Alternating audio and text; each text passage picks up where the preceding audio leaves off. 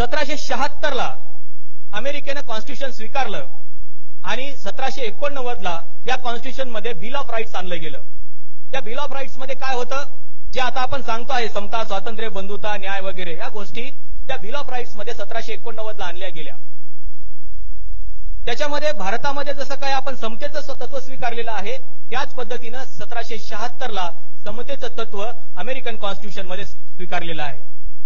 काय सांगितलेलं आहे अमेरिकन कॉन्स्टिट्यूशन मध्ये समतेचं तत्व सांगत असताना, all men are born equal with some natural rights, सर्व माणसे जन्मापासून समान आहेत काही नैसर्गिक अधिकारासहित। समान आहेत हे सांगितलं जातं, पण 1776 ते 1920 या दरम्यान अमेरिकेनं महिलांना मतदानाचा अधिकार दिला नाही। कॉन्स्टिट्यूशन काय सांगतंय, all men are born equal. बघा, all men are born equal, सर्व माणसे जन्मापासून समान आहेत, पण 1920 पर्यंत 1776 पासून 1920 पर्यंत त्यातल्या महिलांना मात्र मतदानाचा अधिकार दिला गेला नाही। ज्यावेळेस ही गोष्ट तिथल्या ज्युडिशियरीमध्ये गेली, कोर्टामध्ये गेली, त्यावेळेस कोर्टाने हे सांगितलं की मेनचा अर्थ वुमेन होत नाही, त्याच्यामुळे महिलांना मतदानाचा अधिकार देता येत नाही।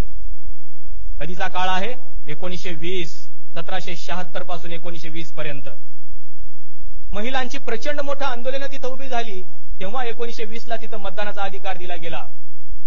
भारतामध्ये त्यावेळेस ही कन्सेप्ट स्वीकारली गेली जॉन लॉकची, all men are born equal.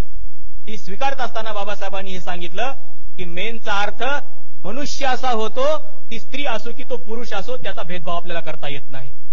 आणि म्हणून 1947 ला ज्यावेळेस हे कॉन्स्टिट्यूशन असेंब्ली भरवली गेली त्यावेळेस हे सांगितलं बाबासाहेबांनी आर्टिकल 326 मध्ये की मतदानाचा अधिकार हे स्त्री आणि पुरुषांना सारखा असेल। भारतामध्ये 1936 ला तुम्हाला माहिती आहे मतदानाचा अधिकार कोणाला होता, जे लोक टॅक्स भरतात त्यांना, जे लोक जमीनदार आहेत त्यांना आणि जे लोक सुशिक्षित आहेत त्यांना, फक्त तिघांना मतदानाचा अधिकार या देशामध्ये होता। पण बाबासाहेबांनी असा भेदभाव केलेला नाही। बाबासाहेबांनी हे सांगितलं की असा भेदभाव आपल्याला करता येणार नाही, सगळ्यांनाच मतदानाचा अधिकार असला पाहिजे।